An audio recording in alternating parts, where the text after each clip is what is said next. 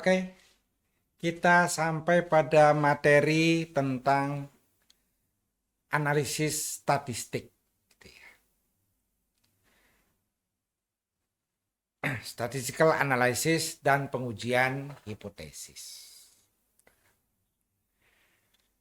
Ini sekali lagi dalam penelitian kuantitatif, alat statistik ini sangat tergantung pada data yang kita kumpulkan.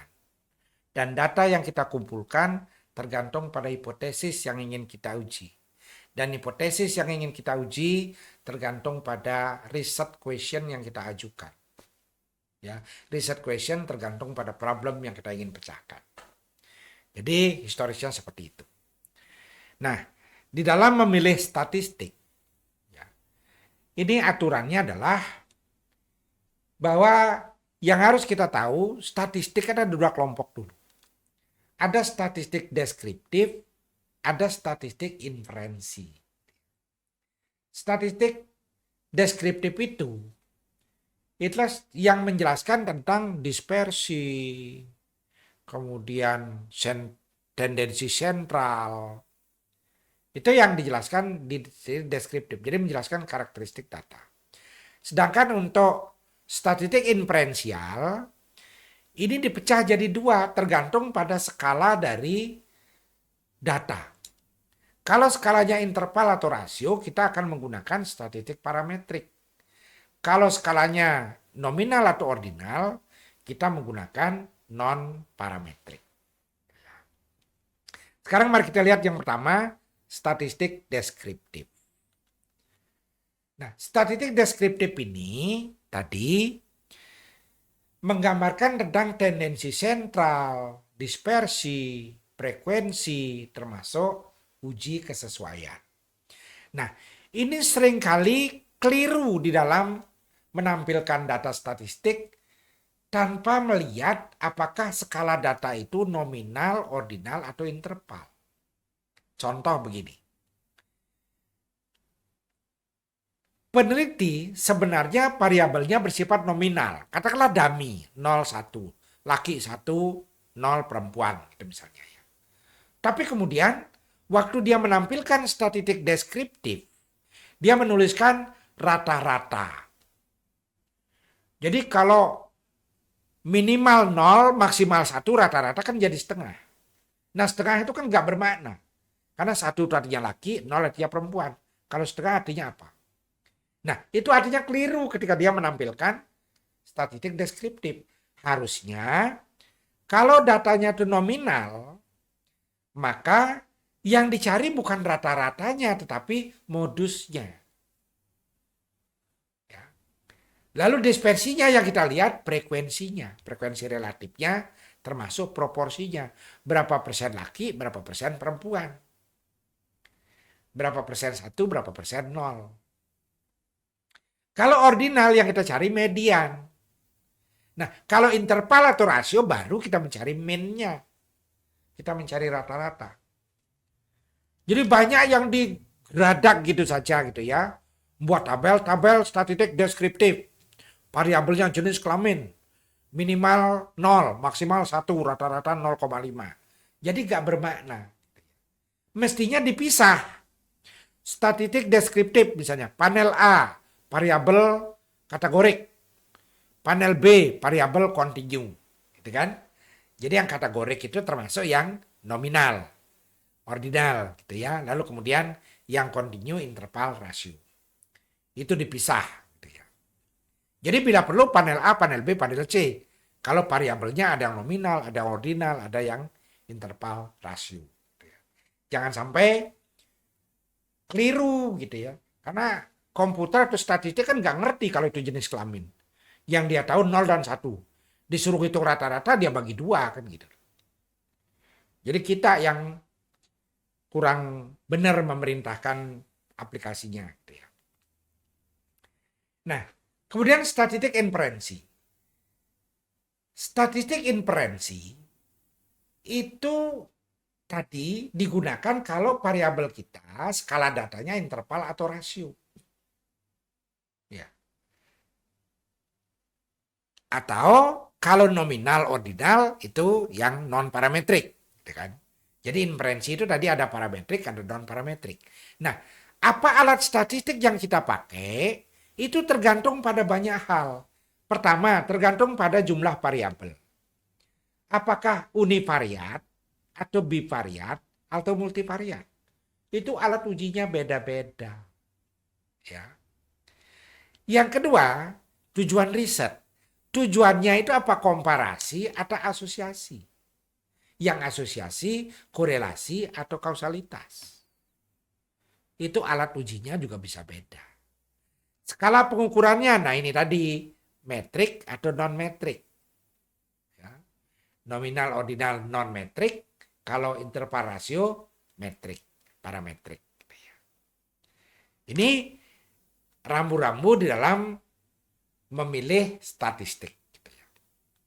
Nah, kemudian kalau kita buat tabel ringkasan, apa saja alat yang tepat. Nah ini ya saudara bisa mencari lagi karena masih banyak sebenarnya, tapi ini yang umum dipakai gitu saja ya. Coba saudara perhatikan. Di kolom horizontal, ya horizontal itu variabel dependent. Variabel Y. Nah, variabel dependent itu bisa satu, bisa lebih dari satu kan gitu. Bisa satu Y, bisa lebih dari satu Y. Itu yang ke kanan. Yang ke bawah itu variabel independen. Variabel independen juga bisa saja satu, bisa saja lebih dari satu. X1 atau X1 dan X2. X3. Ukurannya juga begitu. Yang satu variabel itu bisa metrik, bisa non-metrik. Baik dependen maupun independen. Yang lebih dari satu juga begitu. Bisa metrik, bisa non-metrik. Nah, tinggal saudara sekarang mencocokkan. Jika variabel independennya satu, skalanya metrik. Variabel dependennya satu, skalanya metrik. X berpengaruh pada Y.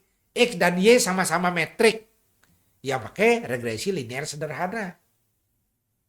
Atau pakai korelasi Pearson. Ya. Nanti saya akan tunjukkan satu ilustrasi dengan menggunakan aplikasi komputer gitu ya. Yang saya ambil dari perpustakaan, nanti akan saya demokan pada video berikutnya. Gitu ya. Nah, dan yang lainnya saudara baca begitu. Kalau sama-sama satu, bagaimana kalau dependennya metrik tetapi independennya non-metrik? Yaitu ada t-test sampel independen dengan Y2 kategori, atau ANOVA jika Y-nya 3 kategori, bisa regresi logistik, bisa korelasi Spearman, bisa Kruskal-Wallis, itu bisa dipilih. Bagaimana kalau yang dependennya non-metrik? Yaitu ada tes sampel independen, kategori dan lain sebagainya, hampir sama itu ya. Sama. Dan saudara bisa lihat matrik-matrik yang lainnya. Bagaimana kalau multivariabel lebih dari satu? Yang dependennya lebih dari satu, yang independennya lebih dari satu, ya itu berarti pojok kanan bawah itu. Korelasi canonical, MANOVA, MANCOVA, multidimensional analysis, ya. Kemudian discrete multidimensional analysis itu bisa dipakai. Ya. Dan ini semuanya ada di program aplikasi analisis statistik. Jadi sebenarnya tidak sulit gitu ya. Yang perlu dipelajari adalah bagaimana cara membaca output. Gitu ya. Dan ini sebenarnya dipelajari di mata kuliah statistik. Di sini kita kan tinggal milih saja. Bagaimana menghitung statistik deskriptif ya itu udah dipelajari dulu, jangan diulangi lagi di sini. Habis waktunya. Oke, sekarang mari kita lihat contoh pengujian. Ini contoh ya, saya ambil dua contoh saja, uji moderasi dan uji mediasi. Oke, sekarang mari kita lihat. Moderating interaction model. X berpengaruh pada Y dimoderasi oleh Z. Persamaannya adalah Y sama dengan A plus BX1X1 plus B2SZ plus B3 set kali X1. Itu persamaan yang nomor 2 itu yang lazim dipakai. Tapi asal muasalnya seperti nomor 1 itu. Nah yang nomor 1 itu berasal dari derivasi. Coba kalau kita derivasi dy per dx1 berarti ke A plus B1 plus B2 set plus B3 set X1. Jadi kalau saudara lihat persamaan yang di bawah itu sekarang yang tinggal hanya B2 dan B3. Ya kan koefisien yang masih ada variabelnya kan cuma B2 dan B3 saja. B1 itu sudah menjadi konstanta dia. Derivasi level 1. Nah, di dalam pengujian moderasi, B2 itu tidak boleh signifikan. Jadi Z itu tidak boleh berpengaruh pada Y. Ya. Z itu tidak boleh berpengaruh pada Y. Dia hanya boleh mempengaruhi hubungan X dan Y. Nah, sekarang bagaimana kita membaca hasilnya? Perhatikan tadi, kita masih punya dua koefisien, B2 dan B3. Ya. Sekarang mari kita lihat. Misalnya yang vertikal itu B2, yang horizontal itu B3. B2 itu kemungkinannya kan signifikan atau tidak signifikan. B3 juga begitu, kemungkinannya signifikan atau tidak signifikan. Nah dengan demikian, kapan dikatakan Z itu memoderasi? Z itu memoderasi jika B3 signifikan dan B2 tidak signifikan. Berarti itu tempatnya. Jadi kalau B3 signifikan dan B2 tidak signifikan, maka dia berarti memoderasi penuh. Memoderasi sempurna. Nah, di lawan yang diametrikal di sana berarti no moderation. B3 tidak signifikan, yang signifikan malah B2-nya. Berarti Z itu berpengaruh pada Y. Z tidak sama sekali berpengaruh pada garis itu. Tidak ada moderasi. Nah, bagaimana dengan diameter diameter yang satunya lagi? Nah, yang itu adalah moderasi semu. Kenapa semu? Karena B3-nya signifikan. Sementara B2 juga signifikan. Jadi palsu, moderasinya palsu. Kalau yang di pojok kiri bawah sama-sama tidak signifikan. B2 tidak signifikan, oke, syarat terpenuhi. Loh kok B3 ikut tidak signifikan? Berarti ada kemungkinan dia bisa memoderasi. Kalau sampelnya mungkin ditambah gitu ya. Jadi dia berpotensi menjadi variabel moderasi. Ini cara membaca untuk pengujian moderasi. Bagaimana dengan mediasi? Mediasi itu tadi kan kita pengujiannya direct atau indirect. Ada 4 persamaan yang harus kita buat. X1 berpengaruh pada Y, X1 berpengaruh pada M berpengaruh pada Y, dan X1 dan M berpengaruh pada Y. Persamaan nomor 4. Ya. Jadi persamaan nomor 4 itu adalah penjumlahan dari persamaan nomor 1 dan persamaan nomor 3. Dan yang nomor 4 itulah yang kita uji. Ya. Jadi perhatikan, Y sama dengan A plus A aksen 1 X1 plus C aksen 1 M. Itu untuk membedakan A dengan A di persamaan nomor 1. Membedakan C dengan C persamaan nomor 3. Ya, C aksen. Nah sekarang bagaimana cara membaca? Cara membacanya menurut Baron dan Canning. Kita cuma perlu mengamati perubahan koefisien. Koefisien dari persamaan nomor 1 dan persamaan nomor 4. Ya. Coba mari kita lihat. Ya. Jika A aksen tidak signifikan dan C aksen signifikan, maka berarti full mediated. Nanti dicek lagi persamaannya. Ini perhatikan ya. Ini. Jika A aksen, lihat persamaan nomor 4. Jika A aksen 1 signifikan, dan C aksen juga signifikan, maka dia, oh ini kualik ya, aksen tidak signifikan, A aksen 1 tidak signifikan, dan C signifikan, maka dia mediasi penuh. Ya. Jika A aksen 1 lebih kecil dari A aksen 1, jadi A di persamaan nomor 4 lebih kecil dari A di persamaan nomor 1 dan C signifikan, maka dia memediasi secara parsial.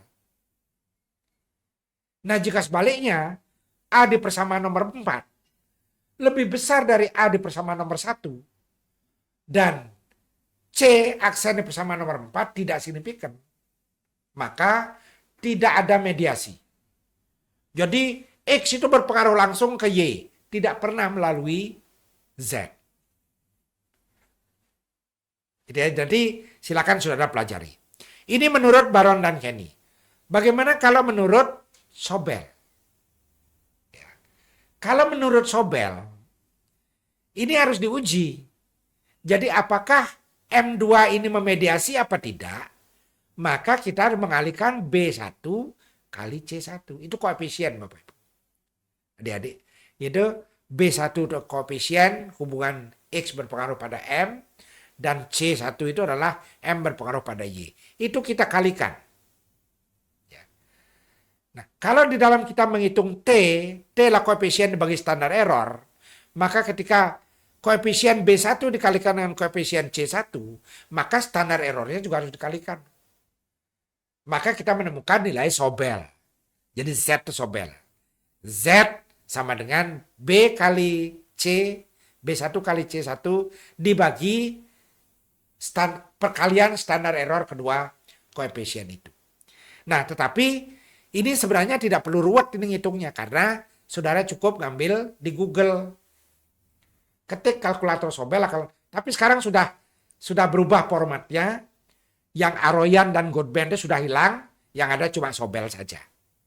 Karena itu 3 orang yang berbeda. Ada Sobel, ada Aroyan, ada Goodman. Itu 3 orang, hasilnya mirip. Nah, kita tinggal memasukkan berapa koefisien A, berapa koefisien B, berapa standar error A, berapa standar error B, lalu suruh ngitung, maka akan ketahuan dia signifikan apa tidak. Kalau signifikan berarti memediasi. Gitu. Jadi itu contoh pengujian dan nanti akan saya tunjukkan bagaimana kita memilih alat statistik dengan menggunakan aplikasi di program yang ada di perpustakaan. Nah, ini sama ya cara menghitung yang lain.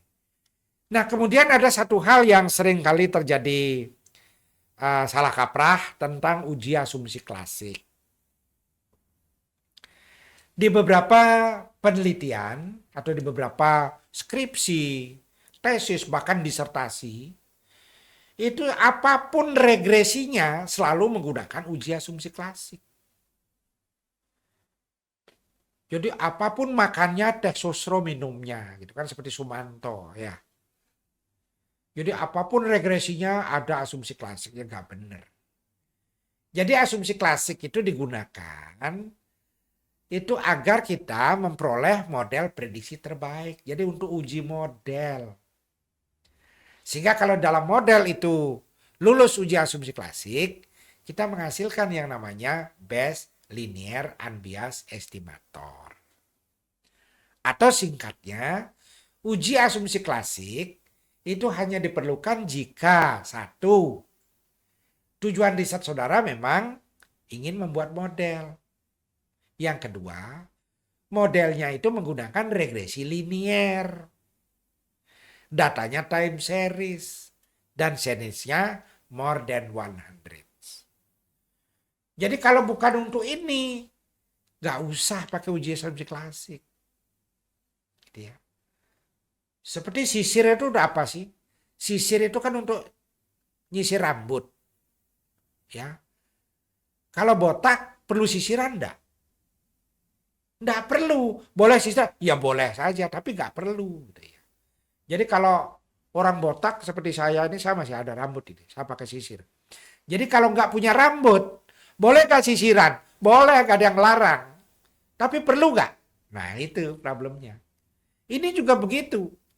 Kalau mahasiswa tanya sama saya biasanya, Pak, saya ini pakai regresi moderasi, Pak. Boleh nggak asumsi klasik? Boleh. Oh gitu ya, Pak? Iya. Tapi perlu nggak? Nah ini. Ya. Oke. Itu saya kira materinya. Selamat belajar. Semoga Kalian sukses semua.